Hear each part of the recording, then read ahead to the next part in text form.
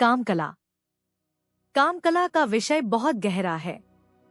जीव की सोच उल्टी होने से उसने इसका कुछ और ही अर्थ मान लिया है। एक दिन महाराजश्री इसी विषय पर बात कर रहे थे। कामकला के रहस्य को केवल भगवान ही जानते हैं, जिन्होंने शक्ति से युक्त होकर सृष्टि की उत्पत्ति की और शक्ति जगत की माता कहलाई। पर न भगवान की इंद्रियां हैं, न शक्ति की, इसलिए जगत रूपी संतान की उत्पत्ति में इंद्रिय सुख तथा वासना का तो प्रश्न ही नहीं उठता। वह कामकला शुद्ध आध्यात्मिक स्तर पर थी, पर बहिर्मुखी जीव ने काम को इंद्रियों के धरातल पर उतार लिया। काम दो शरीरों का मिलन मात्र होकर रह गया। स्पर्शेंद्रिया तुष्टि का साधन हो गई, काम ने वासना का रूप धर लिया। कितना पतन है काम का। कलाकार किसी कृति को जन्म देता है, इसलिए सभी कलाएं कामकला के अंतर्गत ही हैं। किंतु सबसे बड़ा कलाकार ईश्वर ही है, जिसने बिना मार्बल या छेनी हथौड़ी के, बिना किसी रंगतुलिका के, बिना किसी सामान तथा औजार के जगत जैसी अनुपम, अद्भुत तथा सुंदरतम संतति की रचना कर डाली। यही ईश्वर की कामकला है। कला का भाव है परिणाम, जो एक से अधिक वस्तुओं के संयोग से किसी नए रूप को जन्म देती है। ईश्वर के द्वारा शक्ति की स्पंदनशीलता से सृष्टि की उत्पत्ति हुई। यह ईश्वर या शक्ति की कलात्मकता है, काम कला है, ईश्वर की विलासिता है। पर यह सारी कामकला कामना तथा वासना रहित है, मोह तथा आसक्ति नाम को भी नहीं। अपनी संतान के भौतिक विकास पर होने वाले गर्व का यहाँ लेश मात्र भी नहीं। उस काम क्रीड़ा की जीव कल्पना भी नहीं कर सकता, जब तक वह इंद्रियों से ऊपर नहीं उठेगा। इस बात को समझ पाने में पूर्णतः असमर्थ है। काम की चर्चा होते ही उसके सामने इंद्रिय तुष्टि के दृश्य उपस्थित होने लगते हैं। वह कैसे समझ सकता है कि बिना इंद्रियों के भी सृजन हो सकता है। किंतु ईश्वर का आनंद, सुख तथा काम सब कुछ इंद्रियातीत है, फिर भी सृष्टि का सृजन हो रहा है। यही ईश्वर की कामकला है। ईश्वर को अपने से भिन्न किसी व्यक्तित्व की काम क्रीड़ा के लिए आवश्यकता नहीं। वह अंतर में ही अपने में विद्यमान शक्ति को प्रकट करता है। अंतर में ही एक होकर दो समान व्यवहार करता है तथा अंतर में ही काम क्रीड़ा से अंतर में ही सृष्टि को जन्म देता है। यह क्रीड़ाएं तथा परिणाम ईश्वर की लीला मात्र होती है। इसके विपरीत जीव की कामवासना शारीरिक तुष्टि की भूखी होती है। अपनी संतान से भी मोह तथा उससे कई प्रकार की आशाएं होती हैं। ईश्वर के लिए यह सब लीला होते हुए भी जीव के लिए सभी सत्यवत होता है। उसे अपने से भिन्न दूसरे व्यक्तित्व की आवश्यकता होती है, जिससे कामोत्तेजना में एक हो जाना चाहता है, पर हो नहीं सकता। क्षण मात्र के लिए वह अपने अस्तित्व व्यक्तित्व को भूल जाता है, किंतु शीघ्र ही उसे अपनी भिन्नता का आभास हो जाता है। यही जीव की कामकला है।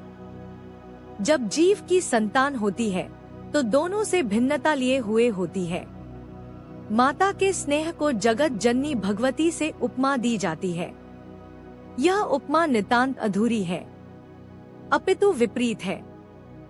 जहाँ शिशु अपनी माता से पृथक है, माता को संतान से मोह है, वहीं जगत जननी से उसकी संतान यह जगत अभिन्न है। जिस प्रकार उसका प्रियतम उससे अभिन्न है, उसी प्रकार उसकी संतान जगत भी। संसारी जीव के लिए यह अंतर समझ पाना असंभव प्रायः है, किंतु ईश्वर की लीला ऐसी ही है, इसीलिए लीला को महामाया कहा जाता है। इसने जीवों के चित्तों को माया से बाग, काम का रूप स्पर्शेंद्रिय के सुख भोग के धरातल पर नीचे उतार दिया है। वे दोनों एक दूसरे के शरीर में खो जाना चाहते हैं। यही जीव की कामकला है।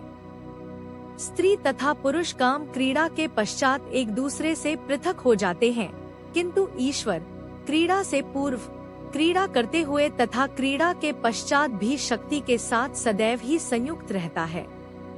वह शक्ति का आधार है, जिसके बिना शक्ति की कल्पना भी नहीं की जा सकती। पृथक तो वह होता है जिसके मिलन का आधार भौतिक इंद्रिया होती है। यहाँ तो ईश्वर तथा उसकी शक्ति दोनों ही इंद्रियातीत हैं। फिर पृथकता कैसी? किंतु जीव मिलता भी है, पृथक भी होता है, दूर रहने पर छटपटाता भी है। यही जीव की काम कला है। ईश्वर की काम क्रीड़ा के संस्कार संचय नहीं होते। जब इंद्रियां ही नहीं है, चित्त ही नहीं है, तो संस्कार संचय भी कैसे तथा कहाँ होगा? किंतु जीव की तो इंद्रियां भी है तथा चित्त भी, चित्त में वासना भी है तथा आसक्ति भी। इंद्रियों के माध्यम से चित्त जिस सुख का अनुभव करता है, उसकी स्मृति संस्कारों के रूप में चित्त में अंकित हो जाती है। प्रारब्ध निर्माण होता है तथा जीव को तदनुसार निम्न उच्च योनियों में भी भटकना पड़ता है, जिससे उसकी वासना पूर्ति हो सके। इस प्रकार जीव की काम क्रीड़ा उसे आवागमन में भटकाते रहने का कारण बनती है। यही जीव की काम कला है। भाव यह है कि ईश्वर की काम कला माया से अतीत, अदृश्य तथा सूक्ष्माति सूक्ष्म स्तर पर घटित होती है, जबकि जीव की काम कला माया के अंदर दृश्य तथा स्थूलतम स्तर पर स्थान पाती है। काम क्रीड़ा के पश्चात भी ईश्वर मुक्त बना रहता है, जबकि जीव बंधन में आता चला जाता है। आध्यात्मिक उत्थान के लिए ईश्वर की काम क्रीड़ा को समझना तथा अनुभव करना आवश्यक है। यह एक ऐसी नदी के समान है जिसको पार करके ही परला किनारा पाया जा सकता है। एक ऐसी दुर्गम घाटी है जिसको लांघने के पश्चात ही सामने के ऊंचे पहाड़ की चढ़ाई चढ़ी जा सकती है। जीव का कार्य अत्यंत कठिन है। उसे न केवल अपनी काम क्रीड़ा के स्वरूप तथा आधार को बदलना होगा, वरन ईश्वरीय काम क्रीड़ा के स्वरूप तथा रहस्य को भी समझना जानना होगा।